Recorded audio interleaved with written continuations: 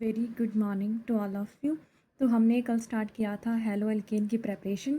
तो उसमें हमने पहला प्रेपरेशन कर ली है फ्रॉम अल्कोहल से। आज हम हेलो एल्केन को बनाएंगे एल्कीन से। तो एल्कीन में अगर हमारे पास सिमेट्रिकल एल्केन है, सिमेट्रिकल एल्केन का मतलब है कि यहाँ पे डबल बॉन्ड के अराउंड एक इस तरफ भी वन कार्बन है, यहाँ पे भी वन कार्बन है। तो सिमेट्रिकल जब एल्कीन है और अगर हम उसमें क्या डाल रहे हैं, HCl डाल रहे हैं, तो आपके पास जो प्रोडक्ट बनेगा वो क्लोरो एल्केन बनेगा। जैसे मैंने यहाँ इथीन लिया है और उसमें क्या डाल दिया, HCl। अब यहाँ पे होगा क्या, अगर मैं ये डबल बॉन्ड यहाँ मूव करूँ तो यहाँ पे आ जाएगा, अगर यहाँ से इस सिंगल बॉन्ड को यहाँ मूव करूँ इस कार्बन पे, तो यहाँ आ जाएगा नेगेटिव चार्ज और इस कार्बन कैप पे आ जाएगा पॉजिटिव चार्ज। हमें पता है कि हाइड्रोजन पे पॉजिटिव चार्ज रहता है हाँ, और क्लोरीन पे नेगेटिव। तो जो आपका नेगेटिव पार्ट होगा वो पॉजिटिव के पास चल जाएगा और पॉजिटिव पार्ट नेगेटिव के पास। तो आपके पास क्या बनेगा, क्लोरो इथेन। अगर मैंने इथीन लिया है तो आप क्या बनाएंगे, क्लोरो इथेन। तो ये मेरे पास बन गया क्लोरो एल्केन। अगर हम क्या ले रहे हैं, सिमेट्रिकल एल्कीन। अगर आता है हमारे पास अनसिमेट्रिकल हो तो कैसे ये प्रोडक्ट बनाने हैं। तो देखिए ये अनसिमेट्रिकल कैसे है, जैसे मैंने यहाँ पे लिया है प्रोपीन। अब प्रोपीन में आप देखें डबल बॉन्ड इन दो कार्बन के बीच में है, लेकिन यहाँ पे इस कार्बन के साथ एक CH3 लगा हुआ है, जबकि यहाँ पे इस कार्बन के साथ कोई भी CH3 ग्रुप नहीं लगा हुआ है। ठीक है। और अगर आप उसमें क्या डाल रहे हैं, HBr।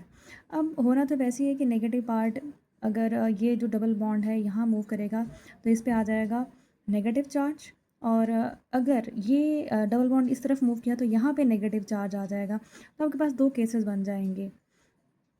आपके पास दो ऑप्शन आ गए कि अगर ये अगर आप ये जो डबल बॉन्ड है इस तरफ शिफ्ट करेंगे तो यहाँ नेगेटिव चार्ज आ जाएगा।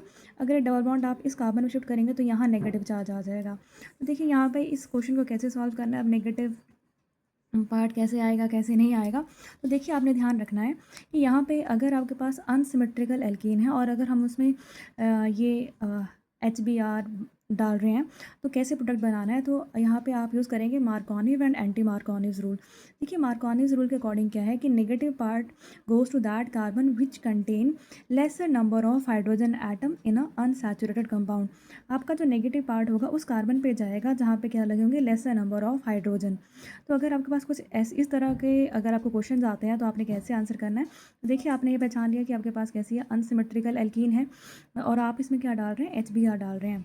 तो अब यहाँ पे आपने प्रोडक्ट बनाना है एंटी मार्कोनिस कॉल्स रूल के अकॉर्डिंग। और कई बार आपको बोला जाता है कि आप प्रोडक्ट बनाइए ऑन द बेसिस ऑफ मार्कोनिव्स या एंटी मार्कोनिव्स रूल। तो मार्कोनिव्स रूल को आपने ध्यान रखना है कि negative part goes to that carbon which contain lesser number of hydrogen atom. देखिए यहाँ पे ये मेरे पास एल्कीन है और इन दोनों के बीच में देखना है आपने, जहाँ डबल बॉन्ड है वहीं देखना है। तो यहाँ पे एक हाइड्रोजन है, यहाँ पे कितने हाइड्रोजन है, दो। तो मेरा नेगेटिव पार्ट जाएगा इस सेकंड वाले कार्बन पे, तो यहाँ पे ये चला जाएगा Br। ऑब्वियस सी बात है फिर जो है हाइड्रोजन होगा इस कार्बन पे के पास आएगा, तो आपके पास बन जाएगा 2 ब्रोमो प्रोपेन। वैसे ही अगर आपके पास सेम कंडीशन दी है, HBr दी है, लेकिन वहाँ पे उन्होंने अगर परऑक्साइड लिखा हुआ है, क्या लिखा हुआ है, परऑक्साइड। सेम आपके पास रिएक्शन है, आप HBr डाल रहे हैं बट वहाँ पे क्या मेंशन है, HBr लिखा हुआ है, सॉरी परऑक्साइड लिखा हुआ है। तो आपने चढ़ना है एंटी मार्कोनी-स्क्वाब्स रूल। एंटी मार्कोनी-स्क्वाब्स रूल, और इसको हम क्या बोलते हैं, परऑक्साइड इफेक्ट भी बोलते हैं क्योंकि परऑक्साइड की प्रेजेंस में हो रहा है, या इसको हम खाराश भी बोलते हैं। खाराश ने देखिए ये बताया था कि जो परऑक्साइड इफेक्ट है वो सिर्फ HBr देता है। तो ये आप ज़रूर ध्यान रखेंगे, जो परऑक्साइड इफेक्ट है या एंटी मार्कोनी-स्क्वाब रूल है या खाराश इफेक्ट है, तो आपने ध्यान रखना कि HBr ही क्या देता है, खाराश इफेक्ट। और परऑक्साइड इफेक्ट भी कौन देगा, HBr। ना यहाँ पे HCl आएगा, ना HF आएगा, ना HI। देखिए यहाँ पे सिंपल ध्यान रखना है, एंटी मार्कोनिव के उल्टा चलता है।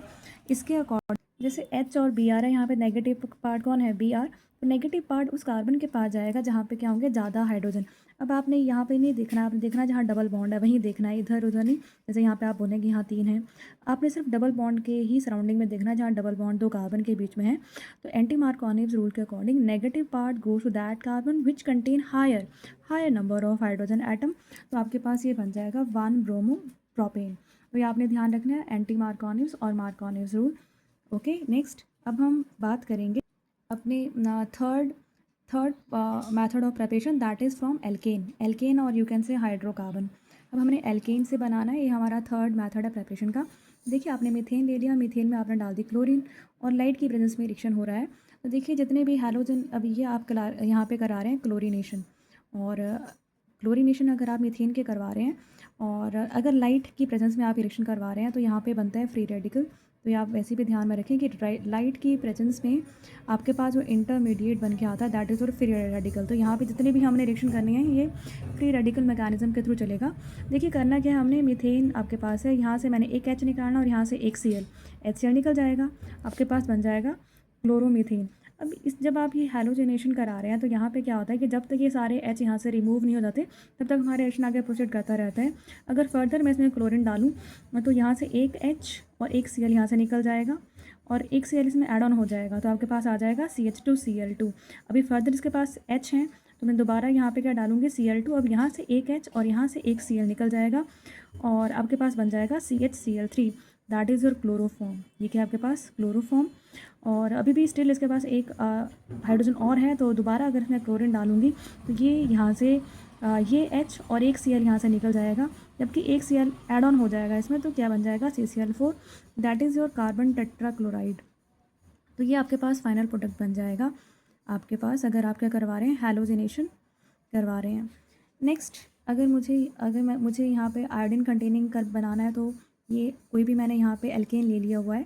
अब R की प्लेस पे आपकी मर्ज़ी, आप CH3 ले लीजिए, जो भी हमने लास्ट टाइम जो लास्ट वाले लेक्चर में था वहाँ डिस्कस किया था। R आप कुछ भी ले सकते हैं, मिथाइल, इथाइल। तो अगर आप यहाँ मिथाइल ले रहे हैं तो ये मीथेन बन जाएगा। तो ये मैंने कोई भी एल्केन लिया हुआ है, इसमें आयोडीन डाल दिया है और हीट करा है। देखो यहाँ पे आयोडो एल्केन तो बनता है और साथ में HI बनेगा। अब ये जो HI है ये क्या है, अच्छा रिड्यूसिंग एजेंट है। तो ये रिएक्शन दोबारा क्या करा देता है, रिवर्स, मतलब दोबारा आपके पास क्या बन जाएगा, एल्केन प्लस आयोडीन। तो इस रिवर्स रिएक्शन को बचाने के लिए हमने क्या करना होता है, रिएक्शन के ड्यूरिंग हमने क्या डाल देना होता है, ऑक्सीडाइजिंग एजेंट डालना होता है इस रिएक्शन के ड्यूरिंग, क्योंकि ऑक्सीडाइजिंग एजेंट क्या करेगा, HI को चेंज कर देगा I2 में और आपका रिएक्शन क्या होगा, रिवर्स नहीं जाएगा।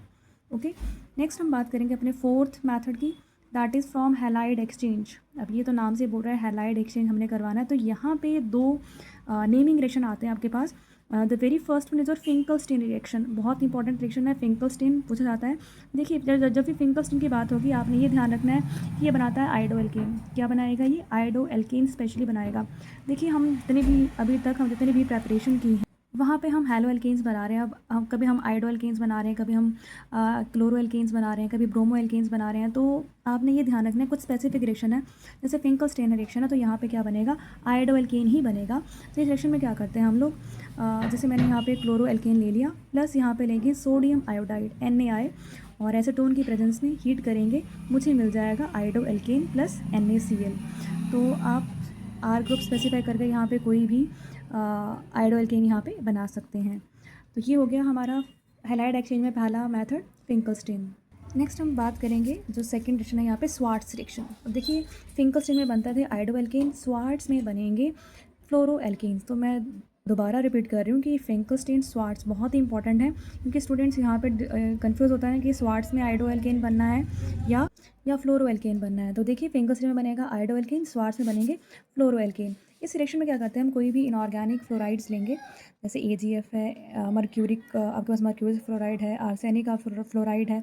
तो कोई भी इनऑर्गेनिक के फ्लोराइड्स लेंगे हम और जैसे यहाँ पे जो स्टार्टिंग मटेरियल है वह है मेरे पास क्लोरोमीथेन और इसमें मैंने डाल दिया AgF, होगा क्या यहाँ से AgCl निकलेगा और क्लोरो और यहाँ पे Cl के प्लेस पे क्या लग जाएगा, फ्लोरीन। तो यहाँ पे बन जाएगा फ्लोरोमीथेन प्लस AgCl। तो ये आपके पास फोर्थ मेथड में था हैलाइड एक्सचेंज में। तो हैलाइड एक्सचेंज में आपके पास दो रिएक्शन आए, फिंकलस्टीन एंड स्वार्ट्स रिएक्शन। अब हम आते हैं लास्ट मेथड पे, that is from silver salts of fatty acid और इसको हम क्या बोलते हैं, हुंस डाइकर रिएक्शन भी बोलते हैं। अब इस रिएक्शन में भी आपके पास जनरली जो बनते हैं वो ब्रोमो एल्केन बनेंगे। तो हुंस डाइकर में क्या बनते हैं, मेनली ब्रोमो एल्केन, या इसको हम बोरोडाइन हंस डाइकर रिएक्शन के नाम से भी जानते हैं। देखिए इस रिएक्शन में क्या करना है, आपने silver salts of fatty acid लेना है आपने। अब देखिए एसिड सबको मालूम है, एसिड होता है CH3COH और अगर मैंने यहाँ पे R ग्रुप लिया हुआ है, R, जैसे अगर ये R मैं यहाँ पे R के प्लेस पे क्या रख दूँ, अगर मैं यहाँ पे CH3 मेरे पास बन जाएगा CH3COOH, ये एसिड है सबको मालूम है, CH3COH क्या है, एसिड है। अब हमने क्या बोला यहाँ, silver salts of fatty acid. तो अगर ये H हटा के मैं यहाँ पे क्या लगा दूँ, Ag, तो ये हो जाएंगे सिल्वर सॉल्ट्स। अब मैंने यहाँ पे R स्पेसिफाई नहीं किया है तो आर आप कोई भी ले सकते हैं। तो ये हो गया आपके पास सिल्वर सॉल्ट और फैटी एसिड। इसमें डाल देंगे हम bromine in the presence of CCl4 carbon tetrachloride और रिफ्लक्स कंडीशन लगाएंगे, मेरे पास बन जाएगा RBr। अब आपकी मर्जी, आप मिथाइल लेना इथाइल लेना है, बट मेन जो है यहाँ पे क्या बनेंगे, ब्रोमो एल्केन प्लस यहाँ पे कार्बन डाइऑक्साइड गैस रिलीज होगी प्लस AgBr। बट यहाँ पे जो प्रोडक्ट बनता है यहाँ पे ध्यान रखना है, this reaction gives the product with 1 carbon atom less than the starting fatty acid. देखिए यहाँ पे अगर स्टार्टिंग में बात करूँ, अगर मान लो मैंने यहाँ CH3 लिया है और यहाँ COH है, तो यहाँ पे स्टार्टिंग में मेरे पास 2 कार्बन है, लेकिन जो मेन प्रोडक्ट बनेगा उसमें आपके पास एक ही कार्बन आएगा। अगर मैं यहाँ पे क्या ले लूँ, CH3 ले लूँ, अगर मैं यहाँ पे CH3 ले लूँ तो मेरे पास जो प्रोडक्ट बन रहा है उसमें एक ही कार्बन है, CH3Br मतलब एक ही कार्बन है। तो इसका ये मतलब है कि हंस डाई के रिएक्शन में स्टार्टिंग मटेरियल में तो आपके पास 2 कार्बन थे या 3 कार्बन थे, लेकिन प्रोडक्ट में आपके पास 1 कार्बन क्या बनेगा, लेस बनेगा from the starting material. Okay, तो ये था हमारे पास प्रेपरेशन का। हमने जो है हेलो एल्केन्स को प्रिपेयर किया, अल्कोहल से किया, एल्कीन से कर लिया, एल्केन से कर लिया, हैलाइड एक्सचेंज मेथड में आज हमने फिंकलस्टीन स्वार्ट्ज किया और हंस डाई का रिएक्शन। तो ये 5 प्रेपरेशन हम लोगों ने आज कर ली है। लास्ट डे हमने अल्कोहल से करी थी और आज हमने रिमेनिंग 4 कर ली। तो ये हो गया आपके पास method of preparation complete haloalkanes की। नेक्स्ट हम आज बात करेंगे यहाँ पे फिजिकल एंड केमिकल प्रॉपर्टीज़ की। तो पहले हम बात करेंगे यहाँ पे physical properties of alkyl halide की और यू कैन से हेलो एल्केन। देखिए आपने ध्यान रखना है, जितने भी लोअर्स मेंबर होते हैं हमारे पास, जैसे ये फ्लोरोमीथेन है, ब्रोमोमीथेन है और ये ब्रोमो इथेन है, ये गैसेस हैं रूम टेम्परेचर पे। और जो आपके एल्काइल हैलाइड हैं जनरली क्या होते हैं, गैसेस, जनरली कलरलेस हैं वो, और जनरली आपके पास वो प्योर स्टेट में जब होंगी तो आपको कलरलेस देखने को होंगी। लेकिन जब भी जैसे आपके पास ब्रोमाइड है, आयोडाइड्स हैं, ये जो है कलर डेवलप करेंगे अगर हम उनको एक्सपोज करेंगे एयर में। ओके, बाकी आपने एक पॉइंट यहाँ पे ध्यान रखना है, आयोडोमीथेन जो है वो लिक्विड है एट रूम टेम्परेचर। ठीक है, तो आपको यहाँ पे क्लियर हो गया कि कुछ एक आपके जो मॉलिक्यूल्स हैं वो क्या हैं, गैसेस हैं रूम टेम्परेचर पे। बाकी जनरली जो एल्काइल हैलाइड रहते हैं कैसे होते हैं, कलरलेस जब वो प्योर स्टेट में हों। बट हाउएवर सम जैसे ब्रोमाइड्स हैं, आयोडाइड्स हैं, जब हम उनको लाइट में लेके जाएंगे तो वो कलर प्रोड्यूस करते हैं। नेक्स्ट आपके पास प्रॉपर्टी है, नेक्स्ट प्रॉपर्टी में क्या बता रहे हैं कि जो बॉइलिंग पॉइंट्स होते हैं आपके एल्काइल हैलाइड्स के वो हायर हैं देन द पेरेंट हाइड्रोकार्बन। जो आपके बॉइलिंग पॉइंट रहते हैं, जैसे मान लीजिए ये मीथेन है, ठीक है, ये पेरेंट एटम हुआ, ये क्या बोल रहे हैं, boiling point of alkyl halide are higher than parent hydrocarbon. जैसे आपके पास मीथेन है, मीथेन से मैं क्या बना सकती हूँ, मीथेन से बना सकती हूँ मैं क्लोरोमीथेन बना सकती हूँ। ठीक है, तो ये आपके पास CH4 हुआ, ये हुआ पेरेंट हाइड्रोकार्बन, और ये आपके पास पता है आपको RX है, एल्काइल हैलाइड है। तो ये क्या बोल रहे हैं कि बॉइलिंग पॉइंट जो है एल्काइल हैलाइड के ये हायर होते हैं as compared to parent hydrocarbon. तो आप ये ज़रूर ध्यान रखें कि अगर आपके पास मीथेन दिया हुआ है और क्लोरोमीथेन दिया हुआ है तो ज़्यादा बॉइलिंग पॉइंट किसका होगा, क्लोरोमीथेन का। अब इसका रीज़न क्यों है, तो देखिए जो रीज़न है वो ये है कि due to high polarity as well as higher molecular mass as compared to parent hydrocarbon, the intermolecular forces of attraction are higher in haloalkanes या you can say halogen derivatives। तो ये वो रीज़न है कि इनकी पोलैरिटी हाई रहती है, high molecular mass है पेरेंट हाइड्रोकार्बन से, तो that's why the boiling points of haloalkanes are higher than parent hydrocarbons. और वैसे भी आपने एक चीज़ ध्यान में रखनी है कि जो बॉइलिंग पॉइंट्स हैं, ठीक है, वो डिपेंड करते हैं van der Waals forces of attraction पे। और van der Waals force of attraction किस पे डिपेंड करती हैं, हाई मॉलिकुलर मास पे। जितना ज़्यादा हाई मॉलिकुलर मास होगा उतना ज़्यादा वहाँ पे क्या होंगे, वैन डर वाल फोर्सेस ऑफ अट्रैक्शन होंगी, और उतना ही हाई क्या होगा, यहाँ पे बॉइलिंग पॉइंट होगा। तो ये कुछ एक आपने कंडीशन ध्यान में रखनी है कि हाई मॉलिकुलर मास होगा तो हाई वैन डर वाल फोर्सेस ऑफ अट्रैक्शन होंगी, और वहाँ पे जो बॉइलिंग पॉइंट क्या रहेंगे, हाई। वैसे अगर आपके पास जैसे आयोडोमीथेन, क्लोरो, ब्रोमो आपको पास यहाँ पे दे दिए हुए हैं और आपको बताना है कि किसका बॉइलिंग पॉइंट ज़्यादा है, देखिए तो आपने ध्यान रखना है कि आयोडो एल्केन, जैसे यहाँ पे तो चलो आर ग्रुप सबके पास सेम ही है, सबके पास मिथाइल ही लगा हुआ है, मिथाइल ही है। अब आयोडीन का मास ज़्यादा होता है तो यहाँ वैन डर वाल फोर्स अट्रैक्शन ज़्यादा होंगी, इसलिए आयोडो मीथेन का जो बॉइलिंग पॉइंट है ज़्यादा है देन ब्रोमीन, देन क्लोरीन, और लास्ट में कौन आएगा हमारे पास, फ्लोरोमीथेन। ओके। अब नेक्स्ट आपने एक चीज़ और ध्यान में रखनी है कि जो स्ट्रेट चेन वाले होते हैं, कई बार आपको ऑप्शन में दे दिए जाते हैं मॉलिक्यूल, आपको बताना होता है कि किसका ज़्यादा बॉइलिंग पॉइंट है, किसका कम है। तो ध्यान रखना है स्ट्रेट चेन कंटेनिंग जितने भी आपके पास कंपाउंड हैं, उनका जो बॉइलिंग पॉइंट हमेशा क्या होता है, ग्रेटर होता है। उनका बॉइलिंग पॉइंट क्या होता है, greater as compared to branch. कहीं किसी में ब्रांच आ गई, ब्रांचिंग आ गई, तो उसका बॉइलिंग पॉइंट क्या होता है, कम। लेकिन जो स्ट्रेट चेन वाले आपके पास कंपाउंड होंगे, उनका बॉइलिंग पॉइंट क्या रहेगा, ज़्यादा। ठीक है। अब जैसे हम यहाँ पे एग्जांपल के लिए यहाँ पे लेंगे case of isomer of bromobutane. अब ब्रोमोब्यूटेन है आपके पास, देखिए आइसोमर क्या होता है, आइसोमर में हमारे पास फॉर्मूला सेम रहेगा, बट उनके जो मॉलिक्यूलर स्ट्रक्चर हैं वो डिफ़र करेंगे। अब देखिए ब्रोमोब्यूटेन का फॉर्मूला हमारे पास यहाँ पे है, हमारे पास है C4H9Br, ये हमारे पास ब्रोमोब्यूटेन का फॉर्मूला है। अब देखिए यहाँ पे फॉर्मूला सब सेम रखना है, बस स्ट्रक्चर डिफरेंट होगा। तो पहले तो हमने पहला स्ट्रेट चेन ही बना लिया, ठीक है। अब क्या किया, देखिए ये आइसोमर है, यहाँ पे फॉर्मूला सेम रहेगा, बट उनके स्ट्रक्चर और IUPAC नेमिंग क्या होगी, डिफरेंट। तो देखिए यहाँ पे 4 कार्बन ही हैं, 4 कार्बन हैं और 9 हाइड्रोजन ही प्रेजेंट है यहाँ पे और 1 Br। लेकिन यहाँ पे क्या आ गई, ब्रांचिंग आ गई, ठीक है। ये आपके पास हो जाएगा 1 2 3 मिथाइल ब्रोमोप्रोपेन। ओके। अब नेक्स्ट आपके पास, अब यहाँ पे देखिए 4 कार्बन है और 9 ही क्या है, हाइड्रोजन और 1 Br। लेकिन अब आप देख रहे हैं कि ये जो है स्ट्रक्चर अलग है लेकिन फार्मूला सेम है। अगर मुझे इसका IUPAC नेमिंग करनी है तो मैं लॉन्गेस्ट चेन लूँगी, तो 1 2 3। अब अल्फ़ाबेटिकली चलेंगे तो ब्रोमो पहले आएगा, 2 ब्रोमो 2 मिथाइल प्रोपेन। देखिए आप यहाँ पे 2 ब्रांचिंग आ गई है, यहाँ पे 1 ब्रांचिंग है। तो नो डाउट हमने पढ़ा है कि जितनी ज़्यादा क्या होती है आपके पास स्ट्रेट चेन, तो स्ट्रेट चेन में बॉइलिंग पॉइंट क्या होते हैं, ज़्यादा। अगर आपके पास अगर आइसोमर्स आ जाएँ तो आपने देखना है स्ट्रेट चेन का जो होगा बॉइलिंग पॉइंट क्या होगा, ज़्यादा, रहते दैन जिसके पास अभी एक ही ब्रांचिंग आई है और लास्ट में जिसके पास यहाँ पे क्या आ गई हैं, 2 ब्रांचिंग आ गई हैं, ठीक है। तो यहाँ पे इसका होगा लीस्ट बॉइलिंग पॉइंट। नाउ यहाँ पे एक क्वेश्चन पूछा जाता है यहाँ पे कि solubility of alkyl halide is slightly slight है या लीस्ट है वाटर में, तो ऐसा क्यों है। देखिए सॉल्युबिलिटी का अगर मुझे बताना है तो आपको पता है वाटर कैसा है, पोलर है, और आपके पास जो हैलाइड एल्काइल हैलाइड है वो भी कैसा है, पोलर है। क्योंकि अगर हम बोलेंगे RX तो पार्शियली नेगेटिव चार्ज क्लोरीन आपके हाइड्रोजन पे होगा और पार्शियली पॉजिटिव चार्ज आपके कार्बन पे।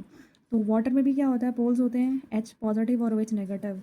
तो अकॉर्डिंग टू द कॉन्सेप्ट की सॉल्युबिलिटी ज़्यादा होनी चाहिए थी एल्काइल हैलाइड की वाटर में, कि लाइक डिज़ोल्व लाइक, हमने पढ़ा है लाइक डिज़ोल्व लाइक। तो एल्काइल हैलाइड जो है वो ईजिली सॉल्युबल होना चाहिए था पानी में, लेकिन क्या यहाँ पे आपसे क्वेश्चन पूछ रहा है कि why the solubility of alkyl halide is least in water. तो इसके लिए रीज़न क्या है वो हम डिस्कस करेंगे। देखिए अब इसका रीज़न क्या है कि जो एल्काइल हैलाइड्स हैं they have a strong forces of attraction. यहाँ पे क्या है, स्ट्रॉन्ग फोर्सेस ऑफ अट्रैक्शन है इनमें। और जब तक, अब देखो आपके पास जो एल्काइल हैलाइड है, अगर इन दोनों के बीच में स्ट्रॉन्ग फोर्स ऑफ अट्रैक्शन है और अगर ये नहीं टूटेंगे, ठीक है, तो कैसे सॉल्युबल होंगे पानी में। तो alkyl halides have strong forces of attraction between them, they cannot overcome the forces of attraction between them and break the hydrogen bond between water, so they remain insoluble और least soluble in water। तो आपने ये ध्यान है कि यहाँ पे क्या है, एल्काइल हैलाइड में क्या है, स्ट्रॉन्ग फोर्सेस ऑफ अट्रैक्शंस हैं, इसलिए ऐसे ही आपने रीज़न आपने ध्यान में रखना है। तो ये हो गया हमारी प्रेपरेशन के रिगार्डिंग और फिज़िकल प्रॉपर्टीज़ के रिगार्डिंग। अब नेक्स्ट डे हम डिस्कस करेंगे इसकी केमिकल प्रॉपर्टीज़, जो कि बहुत इंपॉर्टेंट है, और वहाँ पे हम SN1 SN2 मैकेनिज़्म देखेंगे। और SN1 SN2 से बहुत सारे क्वेश्चन आते हैं आपके एग्ज़ाम में, कॉम्पिटिटिव एग्ज़ाम हो चाहे आपके एकेडमिक एग्ज़ाम हो। Okay, so that's all for today, thank you.